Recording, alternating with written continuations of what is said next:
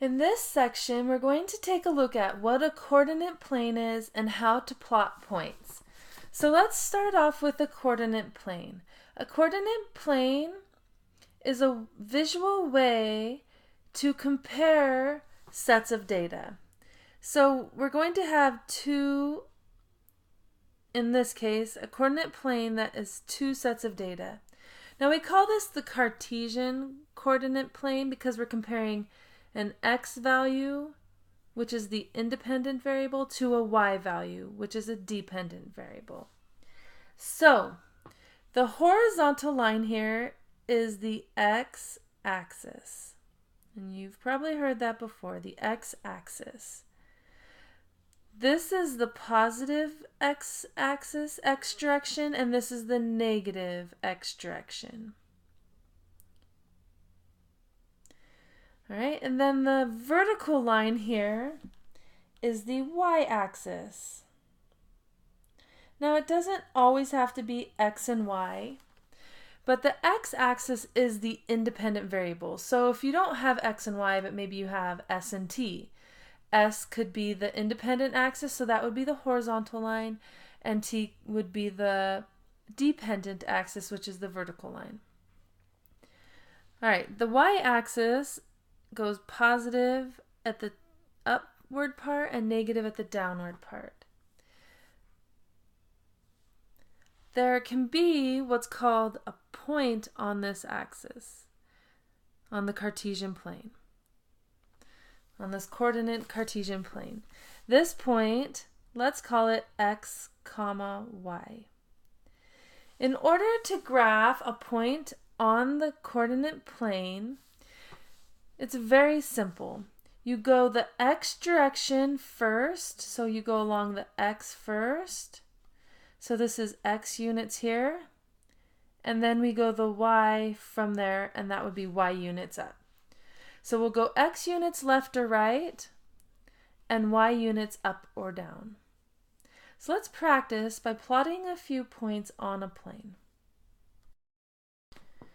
Alright, so let's plot these points on the Cartesian coordinate plane. So our first point here is 3, 4. So what that means is we will go 3 along the x-axis and 4 along the y. So we have 1, 2, 3 along the x, 1, 2, 3, 4 along the y, and that 3, 4 right there is our point. I'm going to call this point A so that we can label them. Point A. Now you don't need to draw the extra line there. I just wanted you to visually see where you were going with that point.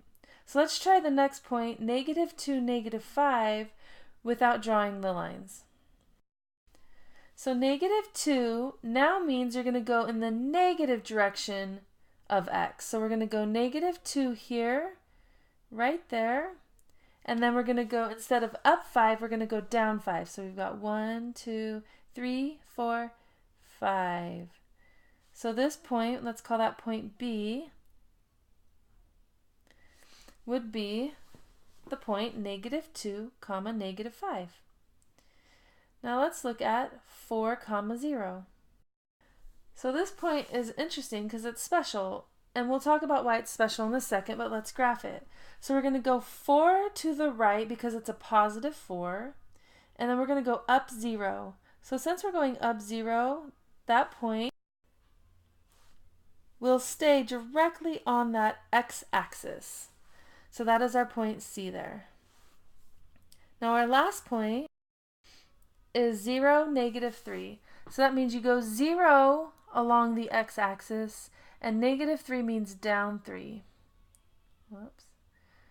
So we've got to go down 3. That would be my point D. All right, so that is how we plot each of those points. Now I said something about C, and it's also true about D. They are special points because they aren't going up in C's case or left or right in D's case. So C, because it is crossing the x-axis, it is called the x-intercept. Anything that crosses the x-axis is the x-intercept.